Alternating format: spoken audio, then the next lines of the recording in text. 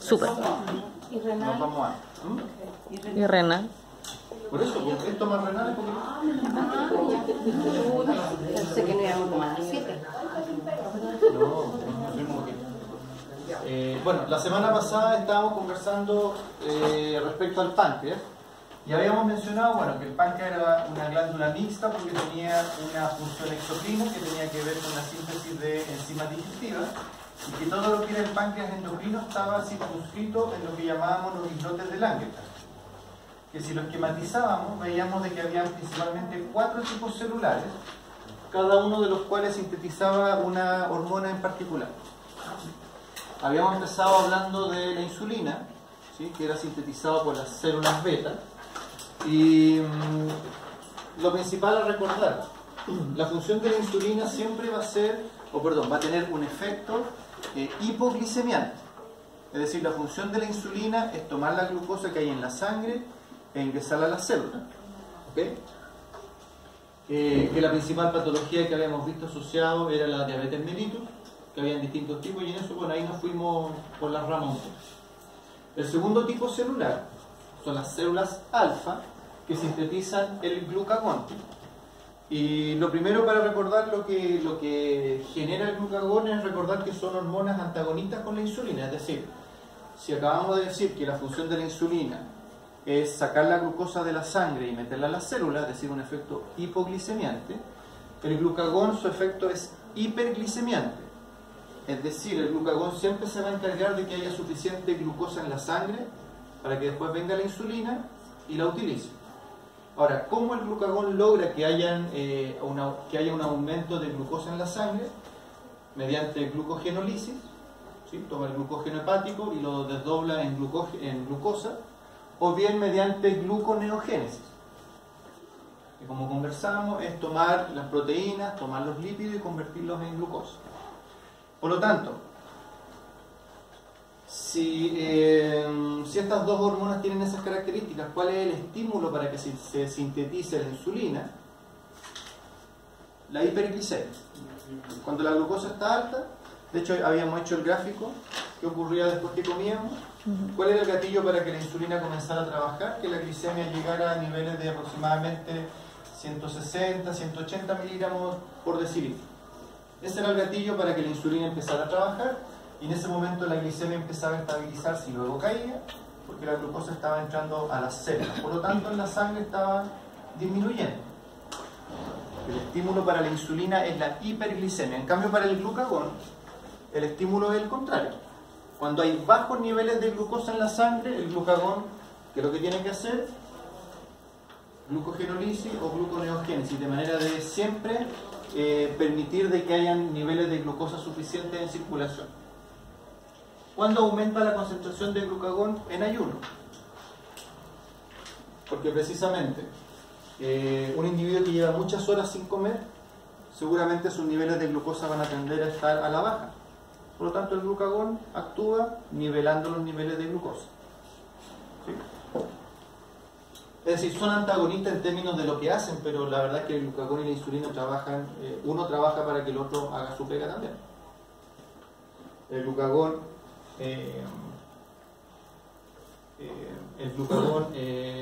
aumenta los niveles de glucosa en la sangre para que la insulina los utilice. Así, ahí funciona. Células alfa.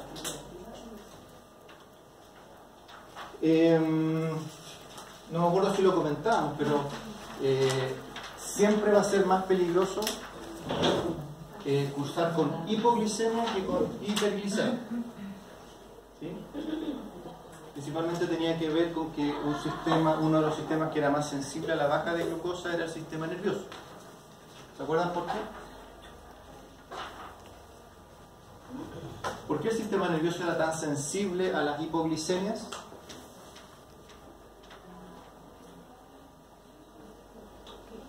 Sintetiza solo su propia glucosa.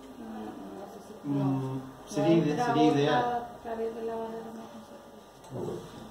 O sea, ¿tenía algo de particular el tejido nervioso en relación al resto de los tejidos, que era que no requería de insulina? ¿Lo dijimos o no? Que había 3 tejidos en el organismo que no requerían de insulina para utilizar la glucosa. que era, uno de ellos era la neurona. La neurona, el eritrocito y los glóbulos renales. Sí, Exacto. sí, era lo Por lo tanto, frente a bajas de glicemia, ¿quiénes se van a ver favorecidos? Todos aquellos que utilizan la insulina. Neurona, eritrocito y todo lo que era. Túbulo renal. Túbulo renal. Y bueno, no requieren de insulina para utilizar la glucosa que está en la sangre. Lo que muestra este esquema es, en general, los principales síntomas de un individuo que está o bajo los efectos de la hipoglicemia o de la hiperglicemia. ¿Sí? ¿Por qué es más grave la hipoglicemia? Precisamente porque el sistema nervioso sin glucosa se nos viene al suelo, ¿sí? No funciona. La hiperglicemia, por supuesto, es mucho más complicada a largo plazo, que es lo que hablábamos la semana pasada de la diabetes mellitus. Una hiperglicemia que se prolonga en el tiempo y comienza a afectar el funcionamiento de distintos tejidos u órganos, a la larga lleva a la descompensación del paciente y más a largo plazo, pero de manera mucho más crítica en realidad, porque se arrastra, genera muchas descompensaciones. Tercera hormona, menos conocida, que se sintetiza en las células D de los islotes de Langerhans, es la somatostatina.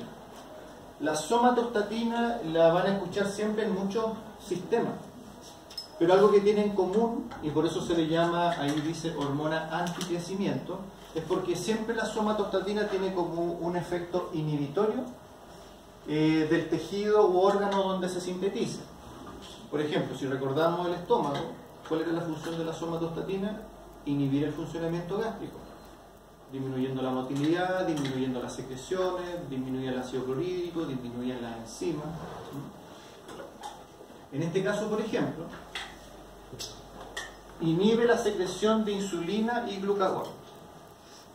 Podríamos decir que es una manera de generar como un feedback negativo sobre estas hormonas, aunque estas hormonas por sí solas ya tienen un mecanismo de control. ¿Por qué? Porque decíamos recién, ¿cuál es el estímulo para que se sintetice la insulina? La glicemia, hiperglicemia. Hiperglicemia. La insulina comienza a actuar y por lo tanto, ¿cómo sabe la insulina que tiene que dejar de actuar? Porque la glucosa vuelve a sus valores normales, ahí tiene su feedback negativo. En el caso del glucagón es como lo contrario. ¿Cuál era el estímulo? La hipoglicemia. Empieza a generar estos mecanismos para obtener glucosa y cuando la glucosa sube, el glucagón deja de funcionar, ¿cierto? Pero además de esos mecanismos de control que tienen las hormonas por sí mismas, también tenemos un mecanismo que regula el funcionamiento de estas dos hormonas. Y eso en el páncreas es especialmente importante porque hablamos la semana pasada que existían dos tipos de diabetes mellitus. Había una que era no dependiente de insulina, que son los individuos que sufren de resistencia a la insulina. ¿Sí? A ellos uno les mide los niveles de insulina y están altos, a ellos no les falta insulina. El problema es que la insulina no puede hacer la pega en las células. Bueno, pero resulta que estos individuos a la larga terminan convirtiéndose en dependientes de insulina. ¿Por qué? Porque el páncreas, ¿qué señal recibe? Hey, la glucosa no está entrando a las células, por favor, sintetiza insulina.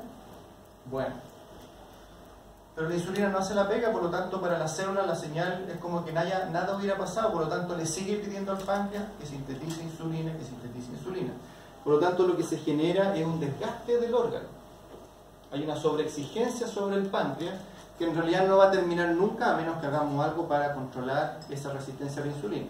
Por lo tanto al final se provoca un desgaste del páncreas que termina finalmente produciendo ¿qué cosa? Que el páncreas ya ni siquiera sintetice insulina, ni siquiera los niveles mínimos como para que el individuo se mantenga y por lo tanto de haber partido solo siendo resistente a la insulina terminamos dependientes. ¿Sí? Y eso efectivamente es así. Entonces este sistema lo que hace, bueno, si la insulina y el glucagón ya no tienen mucho que hacer, es un mecanismo, es como un plan B para regular el funcionamiento pancreático en términos endocrinos, ¿sí? Solamente las hormonas. Pero si se fijan en lo que hablábamos recién, ¿qué otros efectos tiene la somatostatina en el sistema digestivo? Precisamente, lo que hablábamos hace un rato, inhibe la motilidad gástrica, inhibe la motilidad duodenal. Siempre la somatostatina como que está regulando, inhibiendo, ¿no? Y también inhibe el funcionamiento de la vesícula biliar, es decir, es antagonista ¿de qué hormona? Si es que inhibe el funcionamiento de la vesícula biliar. Claro, por lo que eximí, a ver, vamos. Si nos quitamos la exhibición activa. ¿Cuál era la hormona que contraía la vesícula biliar?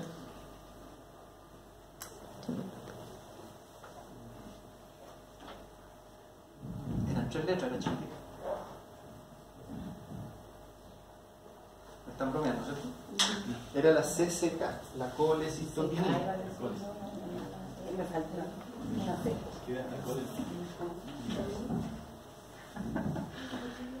Ok. Por lo tanto, antagoniza la función de la colecistoquinina. También dice, reduce la secreción de ácido clorhídrico, sí, porque efectivamente inhibía el funcionamiento gástrico. Por lo tanto, inhibía la producción de pepsina. La gastrina, que era la hormona que estimulaba el estómago, precisamente la somatostatina la frena. La secretina inhibe la función de la secretina, que es...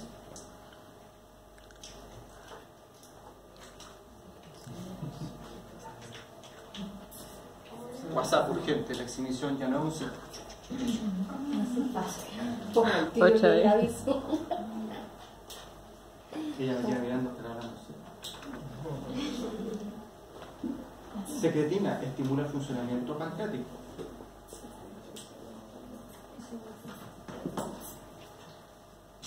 ¿Estudiar para fisiopatología? Sí, a esta altura hay que estudiar para fisiopatología. No, sí, yo sé que saben, pero es que no se acuerdan. También inhibe la producción de enzimas intestinales, enzimas pancreáticas, lo que hablábamos recién. Por lo tanto, la somatostatina, que es como la contraria a la somatotropina, que era la hormona del crecimiento precisamente, esta hormona como que todo lo inhibe, lo frena. Pero no lo veamos tan negativo, sino más como que regula, ¿sí?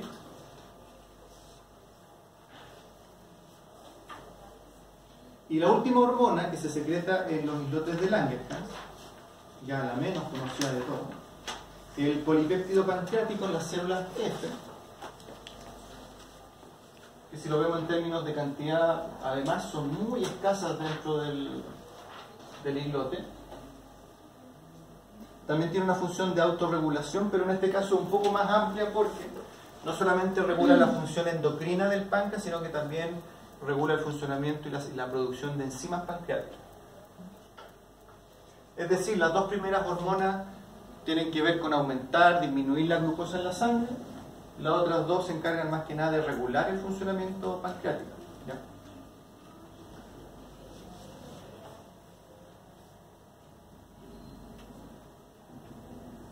Okay.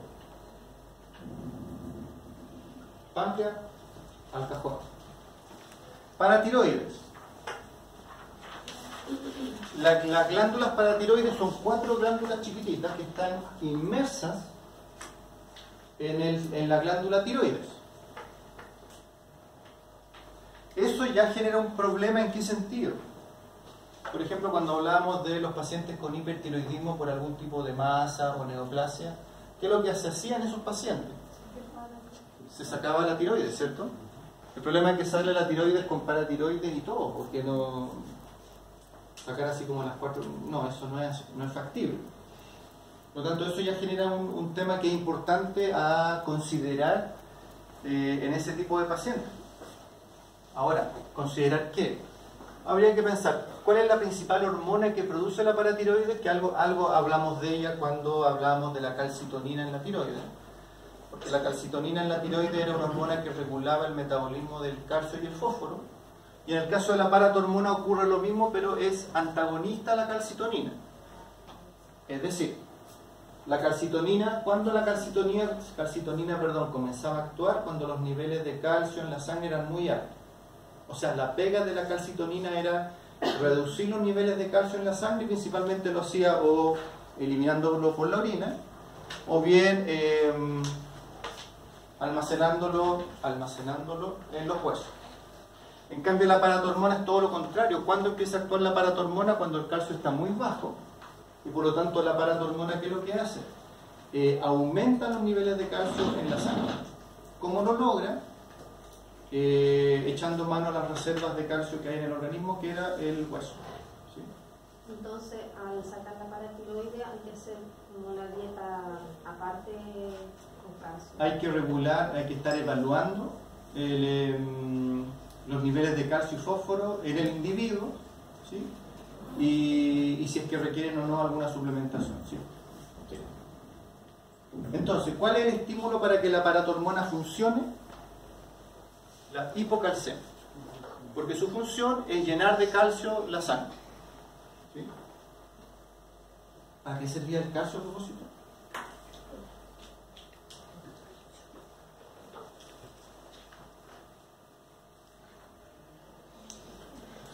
Sustracción.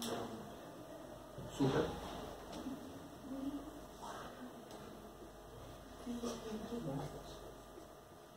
¿Para qué más servía el calcio?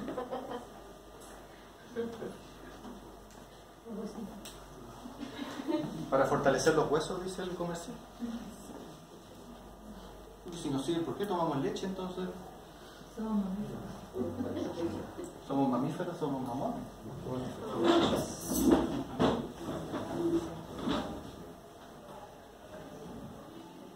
Por ejemplo, nómbrame un anticoagulante. Ya, otro.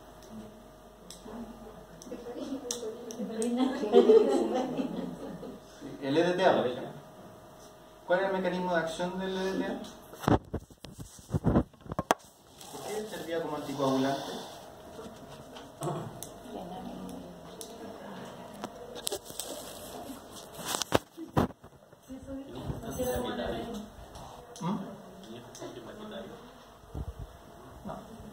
No era más siempre provocada quelación del calcio.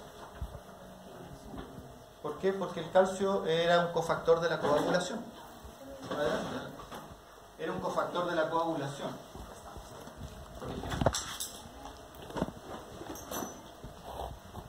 Y otro dato importante, la paratormona estimula la producción de vitamina D. Ahora, la sintetiza, pero no es una forma activa. ¿Cómo hacemos que la vitamina D se active?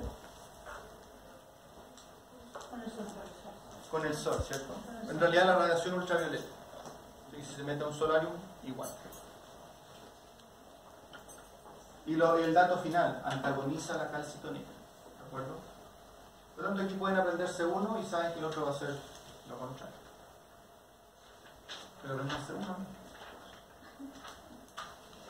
Paratiroides, ¿ok? Paratiroides simple, una hormona, eso es bueno. Otro eje hipotálamo, hipófisis, gónadas.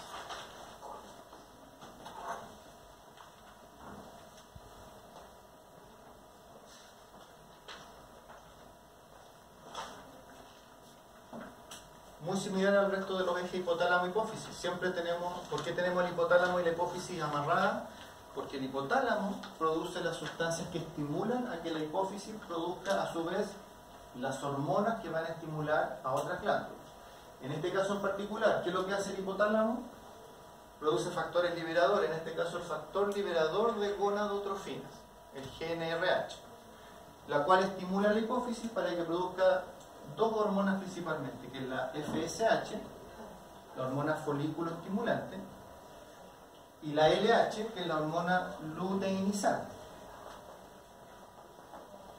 Ahora, aunque los nombres, ¿cierto?, nos hacen pensar de que solo actúan a nivel ovárico, también tienen efectos sobre las gonadas masculinas, sobre los testículos.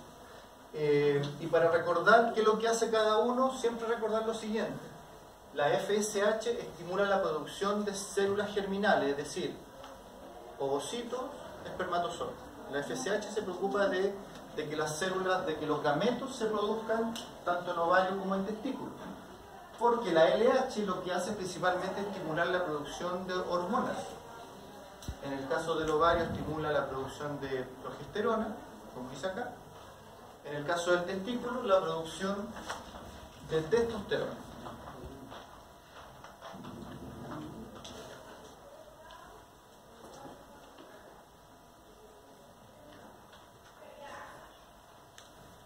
En este caso, este eje, a diferencia de los ejes que habíamos visto anteriormente, tiene dos mecanismos de retroalimentación negativa. ¿Sí? En el caso del testículo, la retroalimentación negativa la dan los niveles de testosterona. Cuando los niveles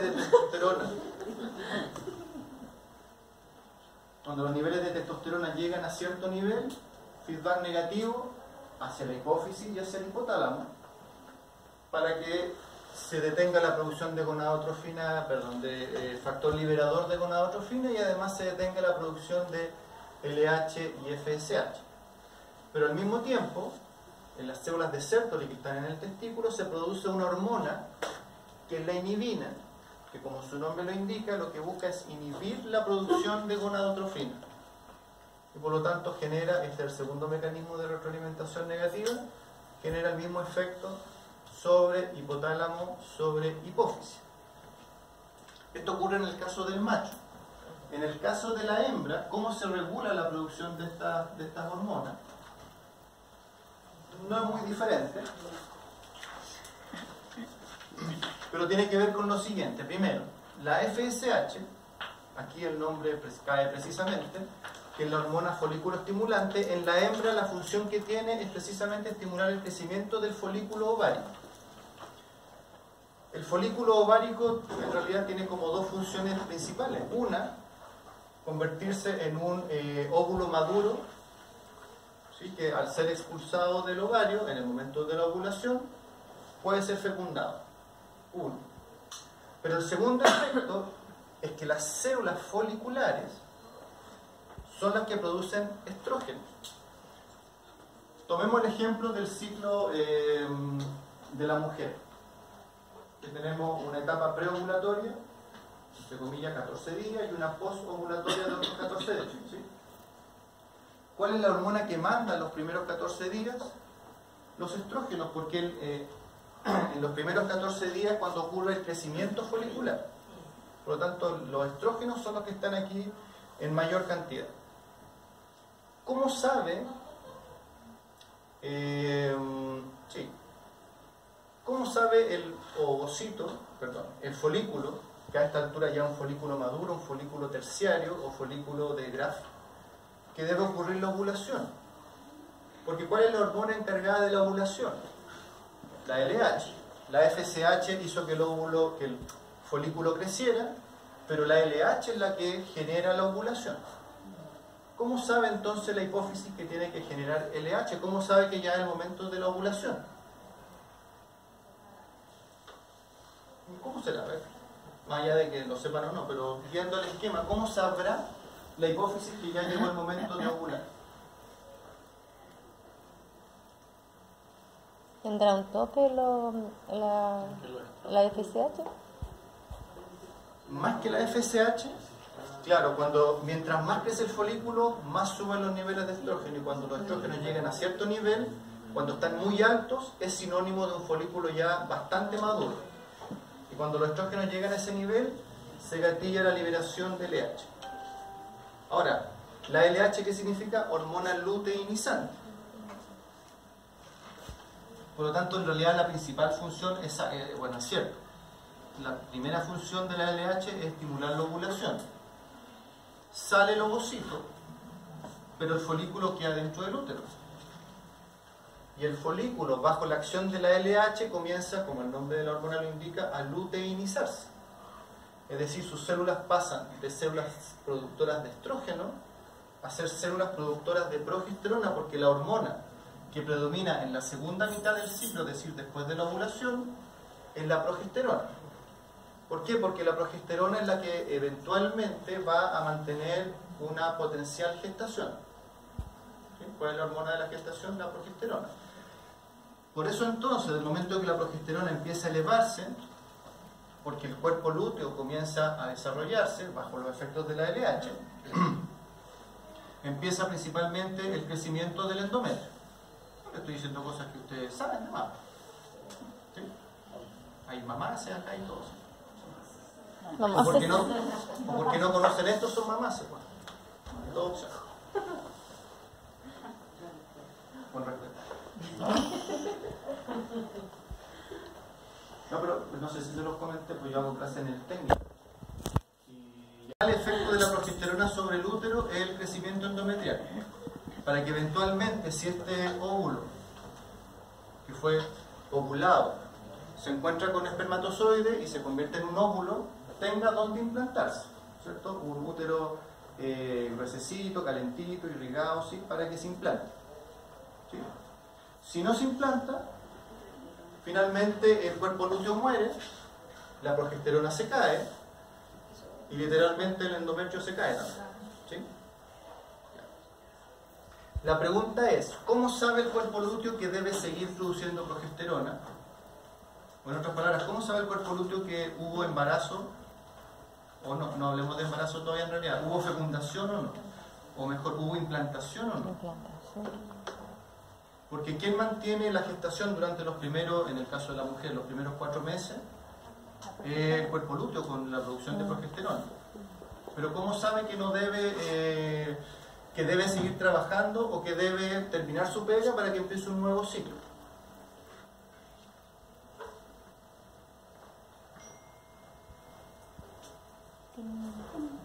Al implantarse tiene que haber algo por algún Al mecanismo. implantarse tiene que haber algo, sí.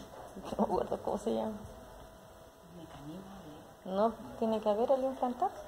¿Cómo funcionan los test de embarazo? ¿En base a qué? Gonadotrofina humana, Eso, la ¿verdad? gonadotrofina crónica o la HCG. Eso.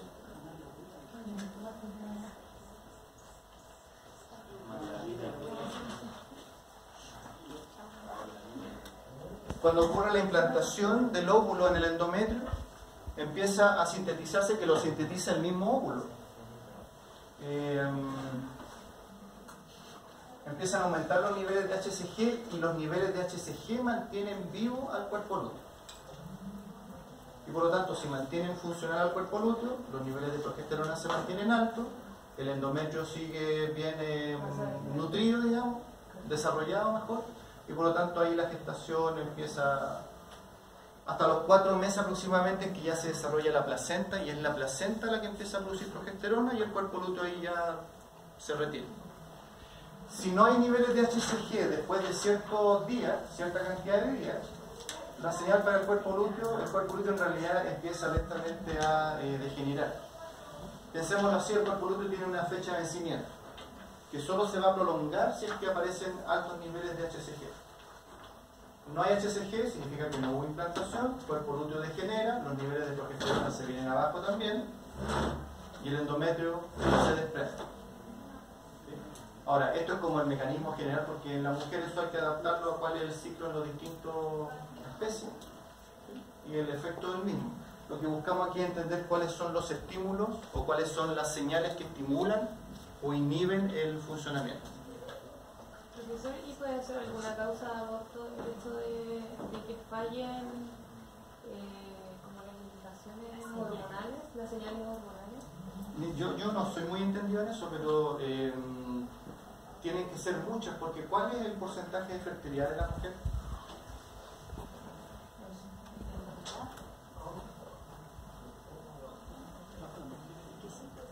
¿Cuál es el porcentaje de fertilidad de la mujer? Ni idea, pero son pocos Una días los mujer que uno es sana, fértil.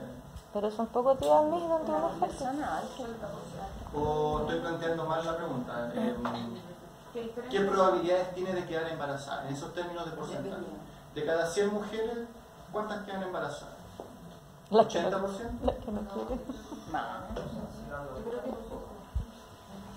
quieren. Muy poco, 20%. El 20% la fertilidad de la mujer, muy baja. Que algunos se embaracen a la primera, pero otros bueno. Pero es muy baja, es muy baja. Y obviamente ese porcentaje de fertilidad va disminuyendo a través de los años mientras más edad tienen los óvulos que van envejeciendo. No quería decirlo, no sé. Son más experiencia. ¿Cuántos años tenés, chica? Por lo tanto, aquí la retroalimentación negativa ya son factores que son más que tienen que ver con las mismas hormonas que se producen. La LH se produce porque los estrógenos llegan a cierto nivel. La progesterona se produce porque la LH está manteniendo el cuerpo lúteo. Si la hormona de la gonadotrofina coriónica no se presenta en circulación, la LH disminuye, el cuerpo lúteo baja su función, la progesterona también. Ahí tenemos entonces los efectos, los feedback negativos. Recuerden, folículo productor de estrógenos, cuerpo lúteo productor de progesterona. De ahí entonces que los quistes foliculares o quistes luteínicos se traduzcan en altos niveles de estrógenos si son foliculares, altos niveles de progesterona si son quistes luteínicos. Por lo tanto, en el caso de los animales, ¿cuáles son la hormona que permite las manifestaciones que hacen que la hembra sea atractiva para el macho? Los estrógenos, ¿sí? Difícilmente va a haber ovulación si no se producen niveles suficientes de estrógeno. Porque ¿cuál es el gatillo para que la LH induzca la ovulación? Los altos niveles de estrógenos también. Los anticonceptivos, que me preguntaban en la mañana, pero no sé mucho en detalle, buscan un poco mantener más niveles de progestágenos en sangre, y por lo tanto, si los progestágenos se mantienen altos en circulación, los estrógenos no lo van a hacer, y por lo tanto el estímulo para la ovulación no va a llegar nunca tampoco. ¿Sí? Creo que en el caso del gato, que la ovulación ¿Es inducida? ¿Sí? En el gato la ovulación un poco parecía a lo que ocurría con la oxitocina. ¿Cuál era el estímulo para que se produjera oxitocina? Era el estímulo táctil sobre el pezón. Vía nerviosa, vía nervio aferente, llegábamos al hipotálamo y se estimulaba la liberación de oxitocina, lo cual producía la eyección de la leche. En el caso de la ovulación del gato, o de la gata en este caso,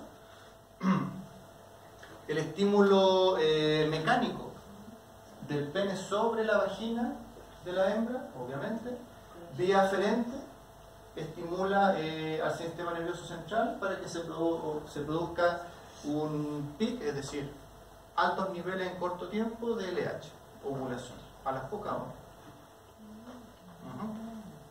Ovulación inducida por el coito, a eso se refiere, ¿sí? Porque en el caso de las mujeres o los caninos es ovulación, ¿cómo se llama esa ovulación? Espontánea, porque está mediada por niveles hormonales, ¿sí? Está dentro de un ciclo, bueno, de un ciclo que puede variar mucho de individuo a individuo, pero las bases son las que acabamos de conversar. Ay, se acabó. Ups. ¿Queréis a comerse su suco? ¿Va a ser recreo o va a Sí, ser hagamos un recreo.